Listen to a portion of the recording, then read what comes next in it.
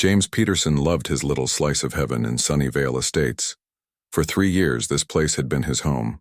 Not too fancy, not too plain, just right. His backyard pool was his pride and joy. It wasn't huge or luxurious, but on those blazing hot summer days, that cool blue water felt like pure magic. Every morning, rain or shine, James stuck to his routine. The alarm would buzz at 6:30 a.m. He'd roll out of bed, throw on his robe, and shuffle to the kitchen to brew his coffee, strong, with just a splash of cream.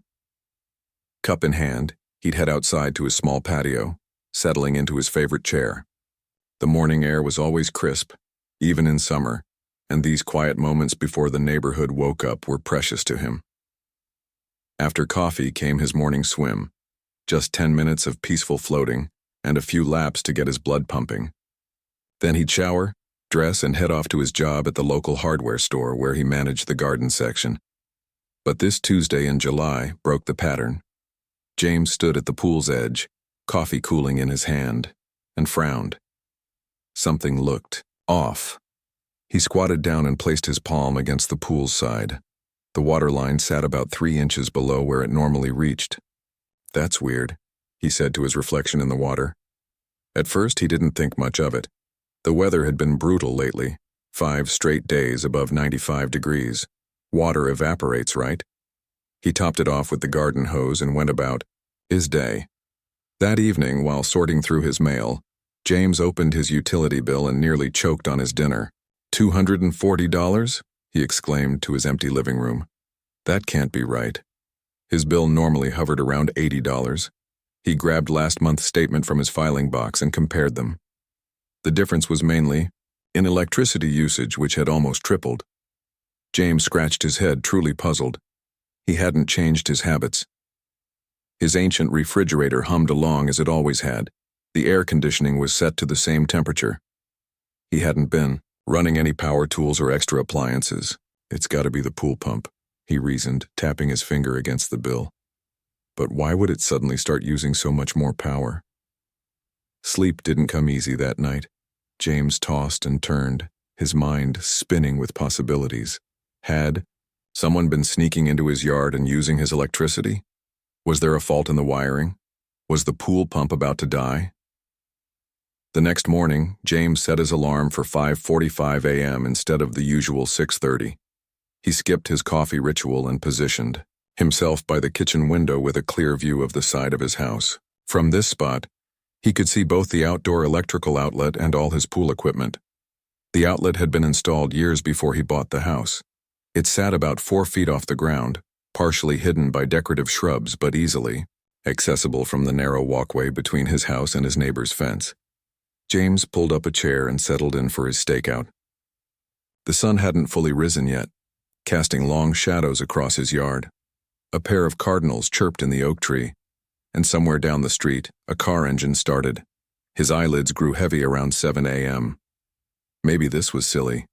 Maybe there was a perfectly normal explanation for the water loss and power spike. Maybe. Movement caught his eye. A figure appeared at the edge of his property. James leaned forward, suddenly wide awake, his heart beating a little faster. Someone was definitely there, moving with purpose toward his house. As the person stepped into a patch of morning sunlight, James recognized his next-door neighbor, Marjorie Winters. The same Marjorie who headed the neighborhood HOA. The same Marjorie who had sent him 3 warning letters about his mailbox being 2 inches too short. The same Marjorie who measured everyone's grass with a ruler, and she was carrying something in her hand. James gripped the edge of his kitchen counter as he watched Marjorie walk up to the side of his house. It was exactly 7:15 a.m. The neighborhood was still quiet except for the occasional car heading out for an early commute. Marjorie Winters wasn't just any neighbor. She was the neighbor, the one who ran the homeowners association with an iron fist. She was in her late 50s with perfectly styled gray hair that never moved even in strong winds. Today she wore crisp beige pants and a blue polo shirt with the HOA logo stitched on the pocket. James had always thought she looked like she was born wearing a clipboard. But this morning, Marjorie didn't have her clipboard. Instead, she carried a large floral-patterned tote bag that looked heavy. She glanced left, then right, then over her shoulder. James ducked slightly, though he knew she couldn't see him through his kitchen blinds. When she seemed satisfied no one was watching, Marjorie reached into her bag and pulled out something orange, a long extension cord, neatly coiled. James leaned closer to the window, his breath fogging the glass slightly.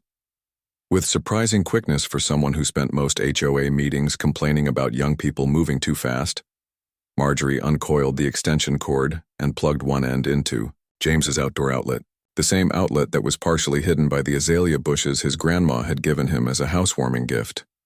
"What in the world?" James muttered, his coffee forgotten on the counter behind him. Marjorie wasn't done. She ran the bright orange cord along the ground, across the property line and into her own yard. There she connected it to what looked like an electric hedge trimmer, the expensive kind that James had priced at the hardware store but couldn't afford.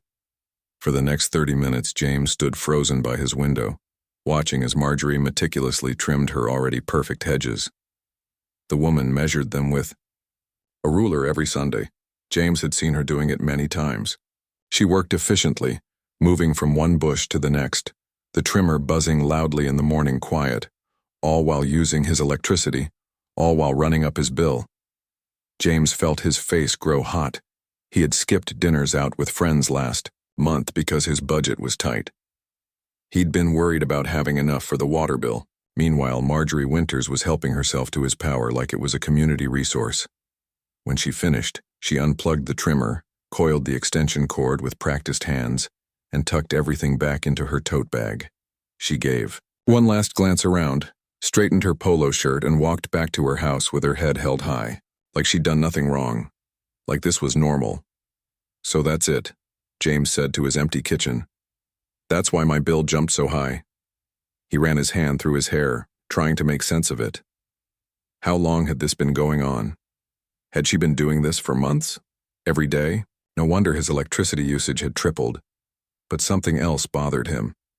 3 weeks ago, the pool guy had come for routine maintenance. What was it he'd said about the outlet? James closed his eyes, trying to remember the conversation. "Oh, yeah," he said suddenly, his eyes popping open. "That's right. The pool guy had mentioned something odd about the house's wiring. The previous owner had done some DIY electrical work, and that particular outlet, the one Marjorie had just used, was connected to the same circuit as the pool pump's drainage system. The pool guy had warned James not to use it for anything powerful because the surge could trigger the pool's automatic drain cycle. James looked out the window toward his pool. The water level was definitely lower again today. "She's not just stealing my electricity," he realized, his shock turning to anger. "She's draining my pool every single time she plugs in." That night, James barely slept.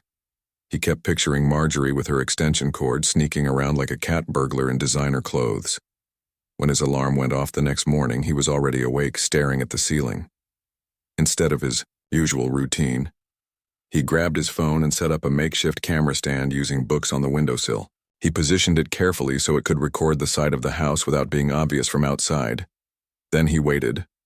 Sure enough, at exactly 7:15 a.m., Marjorie appeared with her floral tote bag. Same routine, same furtive glances, same orange extension cord. James recorded the whole thing, his jaw clenched the entire time. The next day was the same, and the day after that. By the weekend, James had 5 videos showing the exact same pattern. Marjorie was nothing if not consistent. Always at 7:15, always for 30 minutes, always checking to make sure no one saw her. On Saturday morning, after capturing his 5th video, James called his buddy Mike. They had met at the hardware store where James worked and had become friends over shared beers and football games. "Hey man, you busy today?" James asked when Mike answered. "Just fixing my kid's bike." "What's up?" "I need your electrician brain, got a weird situation here." 2 hours later, Mike's beat-up blue truck pulled into James's driveway. Mike wasn't what people expected when they thought electrician. He was a big guy with a bushy beard who looked more like a lumberjack than someone who understood complex wiring systems, but he knew his stuff. "So what's this emergency?" Mike asked as James handed him a cold soda from the fridge. "It's about my electric bill and my pool." And my neighbor who's apparently been stealing my electricity every morning. Mike's eyebrows shot up. Show me everything. They sat at the kitchen table while James played the videos on his phone. Mike watched without speaking, occasionally sipping his soda. When the last video ended, he whistled low. That's bold, he said. Real bold. But I don't get what this has to do with your pool. James led Mike outside to the side of the house. The outlet Marjorie had been using was mounted on the wall, partially hidden by the azalea bushes. Nearby sat the pool equipment, the filter, the pump, and the control panel for the drain system. The previous owner did the wiring himself, James explained. When I moved in, the pool guy mentioned something weird about this outlet being connected to the pool system somehow. I didn't really understand it at the time. Mike squatted down to examine the setup, opening the cover of the pool control panel. He traced wires with his fingers, mumbling to himself. After a few minutes of poking around, he stood up and brushed dirt from his knees. Well, I'll be darned, he said, shaking his head. Your pool guy wasn't kidding. This is some strange wiring. The person who did this didn't know what they were doing. So what's happening when she plugs in? James asked. Mike leaned against the side of the house. It's like this. This outlet is wired through the same circuit as your pool pump's drain control. When something pulls a lot of power through this outlet, like that hedge trimmer she's using, it creates a power fluctuation. The drain system reads that as a signal to activate. James frowned. So every time she plugs in, your pool starts draining, Mike confirmed. The system thinks it's been triggered for a cleaning cycle. It probably dumps about an inch of water each time. And your pump works over time trying to balance things out, which is why your electric bill is through the roof. For 3 months, James said, the full picture finally coming together. My bills started jumping in April.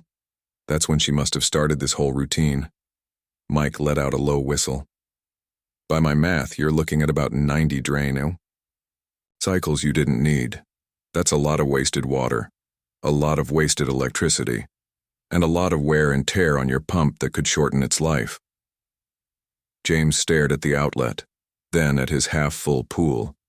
His blood began to boil, not just at the wasted money but at the sheer entitlement. Marjorie Winters, who cited people for having their trash cans out an hour too long, had been stealing from him all this time. What are you going to do? Mike asked. James crossed his arms. First, I'm going to get some hard numbers on exactly how much this has cost me, and then, his eyes narrowed. I'm going to have a little chat with Marjorie. James spent Sunday afternoon doing math. He calculated how much extra electricity he'd paid for, about $160 per month for 3 months, how much water he'd had to add to the pool, roughly 2,700 gallons, and the estimated wear on his pool pump, which would shorten its life by at least a year according to Mike. All told, Marjorie's daily power theft had cost him nearly $750. That's a month's rent, he muttered as he stared at the final tally. He decided to confront her that evening. Marjorie always took her evening walk at exactly 7 p.m. Like everything else in her life, it was scheduled down to the minute. James knew her route, everyone in the neighborhood did. She used her walks to spot HOA violations, marking them down on her ever-present clipboard. At 7:20 p.m., James positioned himself near the community mailboxes. He'd timed it perfectly. This was where Marjorie would be about halfway through her walk. Sure enough, right on schedule, Marjorie appeared around the corner. She wore white sneakers that looked like they'd never touched dirt, navy blue shorts with crisp pleats, and a white polo shirt with Sunnyvale Estates embroidered on the pocket. Her silver hair was perfectly styled despite the humidity. Under her arm was the infamous clipboard. James took a deep breath. His hands felt sweaty. He wasn't good at confrontation. He usually avoided it when possible. But $750 was $750. Evening, Marjorie, he called out, trying to sound casual. Marjorie looked up, her pace slowing. Her smile was automatic but didn't reach her eyes. James, she acknowledged with a curt nod. If you're checking your mail, I should remind you that leaving the community mailbox open for more than 60 seconds is a violation of HOA Rule 17.3. James forced a smile. Actually, I was hoping to talk to you about something important. Marjorie glanced at her fitness watch. I have exactly 7 minutes before I need to reach the next checkpoint in my walk. What is it? This wasn't going how James had imagined. In his head, he'd pictured himself being calm and authoritative. Instead, he felt like a kid sent to the principal's office. He straightened his shoulders. It's about my outdoor electrical outlet, he said. The one you've been using every morning at 7:15. The change in Marjorie's face was subtle but immediate. Her smile froze, her eyes narrowed slightly, and 2 small pink spots appeared on her cheeks. But she recovered quickly. I don't know what you're talking about, she said, glancing at her watch again. James pulled out his phone. I have videos from the past week. Every morning, same time. He held up the screen, showing her plugging the orange extension cord into his outlet. Marjorie's face went from pink to red. That outlet is clearly visible from the sidewalk, she said, her voice rising slightly. If you didn't want people using it, you should have installed a proper lockbox or cover. It's practically inviting public use. James blinked, surprised by her response. He'd expected denial, maybe embarrassment, not justification. So you admit to using my electricity without asking? He asked. Marjorie waved her hand dismissively. It's just for a few minutes each day while I maintain my hedges. Hardly enough to notice on your bill. I'm actually doing the neighborhood a service by keeping my landscaping pristine. It sets the standard for everyone else. James felt his temper rising. He'd skipped meals to pay that electric bill. He'd worried about money while she casually helped herself to his power like it was her right. It's stealing, Marjorie, he said, his voice firm but quiet. Plain and simple. You're taking something that isn't yours without permission. Marjorie's face hardened. She clutched her clipboard tighter. I find that accusation highly offensive, she said. I am the head of the HOA board. I've lived in this community for 15 years. I don't steal. A jogger passed by, slowing down slightly at the obvious tension between them. Marjorie forced her face into a pleasant smile until the person was out of earshot. If you're so concerned about a few pennies of electricity, she continued in a lower voice, I'd be happy to reimburse you. Would $5 cover it? She reached for her purse. James shook his head. It's not about pennies. And it's definitely more than $5. What do you mean? Marjorie asked, her eyebrows raised. The evening sunlight caught the silver in her hair, making it look almost like a crown. It's just a small amount of electricity for my hedge trimmer. How much could it possibly cost? James took a deep breath. He'd practiced this part. Mike had helped him understand the technical details so he could explain them clearly. Every time you plug into that outlet, he said, keeping his voice steady, you trigger my pool pump's drain cycle. Marjorie stared at him blankly. I don't understand what you're talking about. The outlet you've been using is connected to my pool system, James continued. The previous owner did some weird wiring. Whenever you plug in your hedge trimmer, it creates a power surge that makes my pool think it needs to drain water for a cleaning cycle. Marjorie's face shifted from confusion to disbelief. That's ridiculous, she scoffed. How could my hedge trimmer possibly affect your pool? That makes no sense. A young couple walked by with their dog. They nodded politely, clearly sensing the tension but not wanting to get involved. James waited until they passed before continuing. The electrician explained it to me, James said. It's a power fluctuation thing. When you plug in something that draws a lot of power, like your hedge trimmer, it creates a surge in the circuit. The pool system reads that surge as a signal to start draining. This sounds like science fiction, Marjorie said, crossing her arms. I think you're just trying to make me feel bad about using a tiny bit of electricity. James ran his hand through his hair, feeling frustrated. Look, I have the evidence right here. He pulled out his phone again and showed her photos of his utility bills side by side, before and after she started her morning routine. See this? He pointed. My bill jumped from $82 to $243 in April. That's when you started using my outlet every day, right? Marjorie's eyes narrowed as she studied the numbers. That could be from anything. Air conditioning, appliances. And here, James continued, swiping to another photo, is my water bill. I've had to refill my pool way more often because it keeps losing water.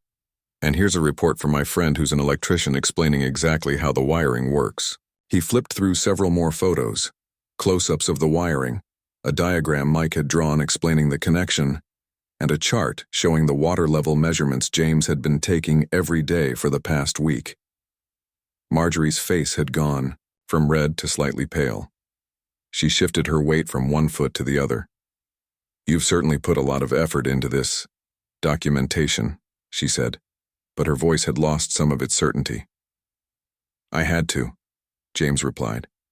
"It's cost me over $700 so far." $700? Marjorie's eyes widened. "That's impossible. 3 months of extra electricity, all the water to refill the pool and the wear and tear on my pump," James listed off.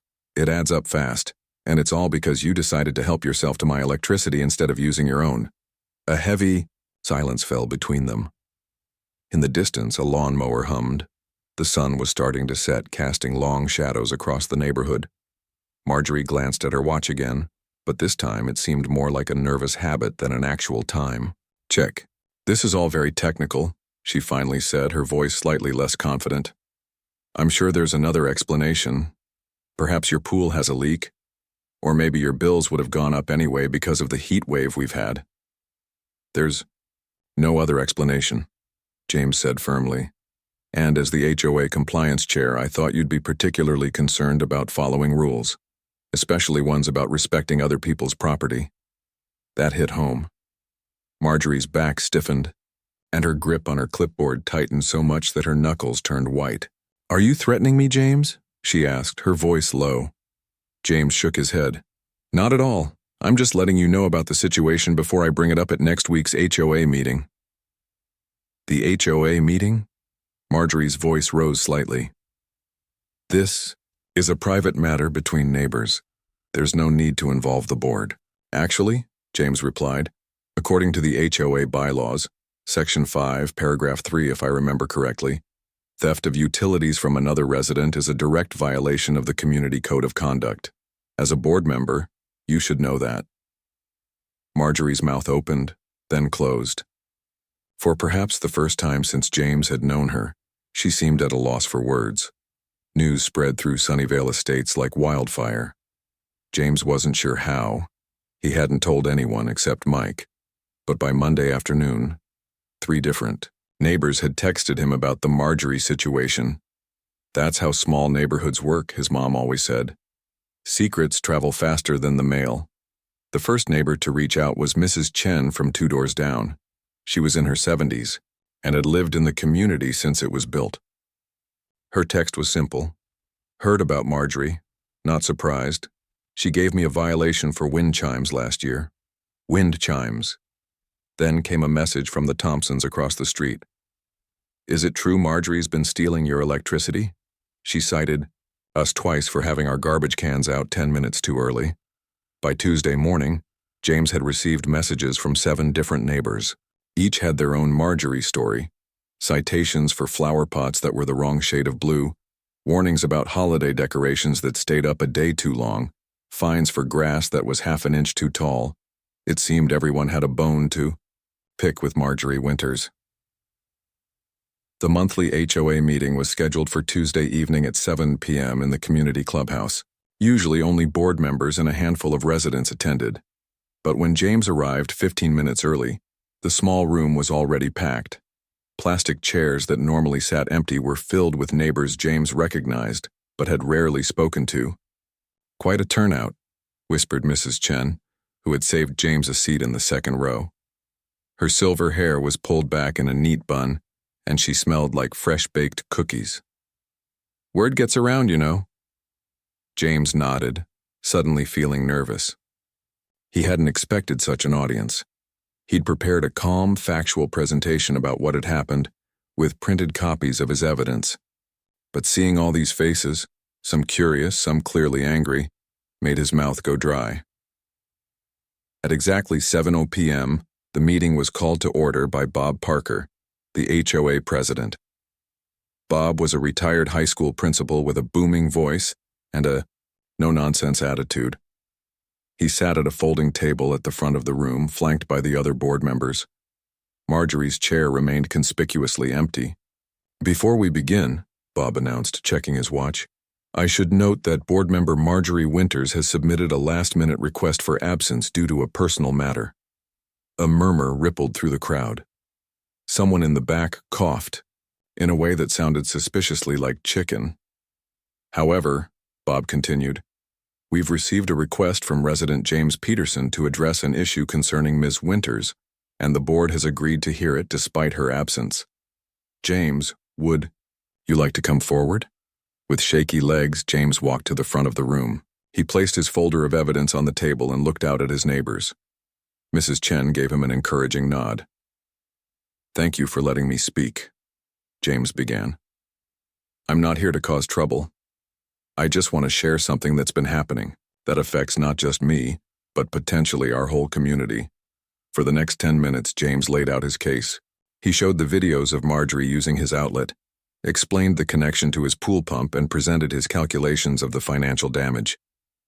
He kept his voice steady and stuck to the facts, avoiding angry accusations or personal attacks. When he finished, the room was silent for a moment. Then Bob cleared his throat. These are serious allegations, James, but you've provided substantial evidence. According to our bylaws, unauthorized use of another resident's utilities constitutes theft and a violation of our good neighbor policy. Another, board member Luis Garcia, leaned forward. As a board member, Marjorie is held to an even higher standard than regular residents. This is deeply concerning. The room erupted in conversation. People shared their own stories, how Marjorie had used her position to intimidate neighbors while apparently breaking rules herself. She made my grandson cry because his basketball hoop was 3 inches too tall, said Mrs. Chen. 3 inches. She fined me $50 because my garbage can wasn't exactly 5 feet from the curb, added a man in the back row. After letting everyone speak for a few minutes, Bob called the room back to order. The board needs to discuss this in a closed session, he announced. But based on the evidence presented, I can tell you we take this matter very seriously. James, we'll need copies of all your documentation. James nodded, handing over his folder. We'll contact Marjorie immediately and schedule a special meeting for her response. Bob continued. In the meantime, the board will vote on temporary suspension of her position and responsibilities. The vote was quick and unanimous. By the end of the meeting, Marjorie had been temporarily removed from the HOA board pending further investigation, and James had been promised full reimbursement for his damages, a total of $1,472, including the estimated wear on his pool equipment. As people filed out of the clubhouse, many stopped to thank James or pat him on the shoulder. For the first time since moving in, he felt like part of the community. The summer faded into fall, and Sunnyvale Estates changed in ways big and small. The most obvious change was the new lockboxes that appeared on outdoor outlets throughout the neighborhood. Simple, inexpensive covers that could be flipped open by homeowners but prevented unauthorized use. James had installed his the day after the HOA meeting, but the bigger changes were less visible.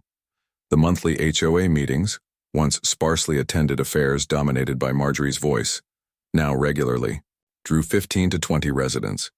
People brought cookies and coffee. They stayed after to chat. Actual community was happening.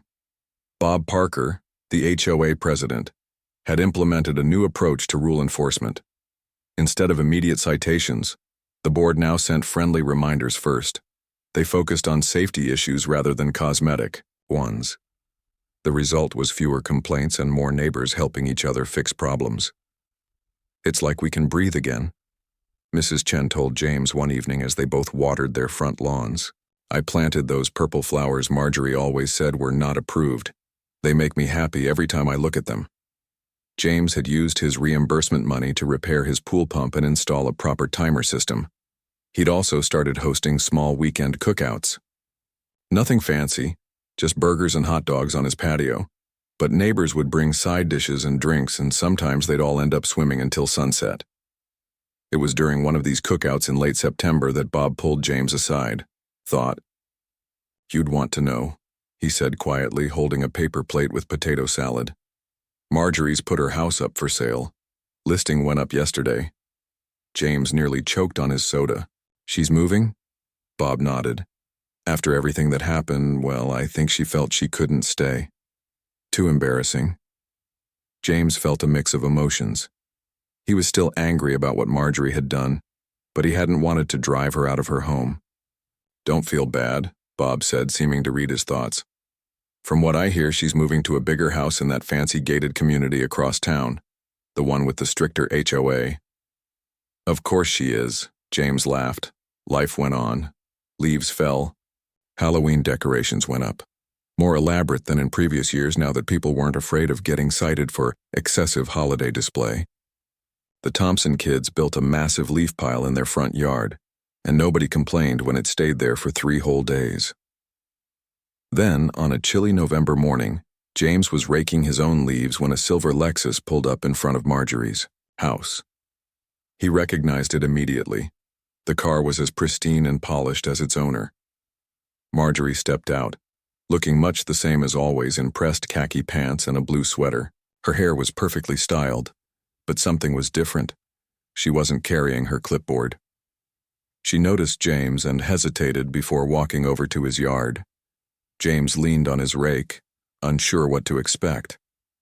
"Hello, James," she said, her voice slightly less crisp than he remembered. "Marjorie," he nodded. "Heard you're moving." "Yes," she confirmed. "The house closes next week. I'm just checking final details." An awkward silence stretched between them, filled only by the sound of dry leaves skittering across the pavement. "I brought you something," Marjorie finally said, reaching into her purse. She pulled out a small gift bag and handed it to him. Surprised, James took it. Inside was a box containing a digital timer for outdoor outlets. "It's for your new lockbox," she explained. "It can be programmed to turn the power on and off at specific times. I thought it might be useful." James turned the box over in his hands. "Thanks," he said simply. Marjorie nodded. "I also wanted to say," she paused, clearly uncomfortable, "what I did was wrong. I shouldn't have used your electricity without permission. I've had a lot of time to think about it." James hadn't expected an apology. He wasn't sure how to respond. "I've signed up for a community college class," Marjorie continued when he didn't speak. "Basic electrical systems. I thought I should understand these things better, especially if I'm going to be on another HOA board." Despite everything, James found himself smiling. Some people never change, do they? A hint of Marjorie's old self returned. "Well, I'm still going to be on an HOA board, but I'm going to do it differently. Rules matter. But so do people." She glanced at her watch. Some habits truly never die, and nodded. "I should go. Good luck with everything, James." As she walked back to her car, James looked down at the timer in his hands. Then he looked around at the neighborhood, at Mrs. Chen's purple flowers, at the Thompson kids jumping in their leaf pile, at the Halloween decorations still hanging on some houses even though it was November. His pool sparkled in the backyard, undisturbed by unexpected drain cycles full to the proper level. Sometimes, he thought, the most unlikely situations lead to the best changes.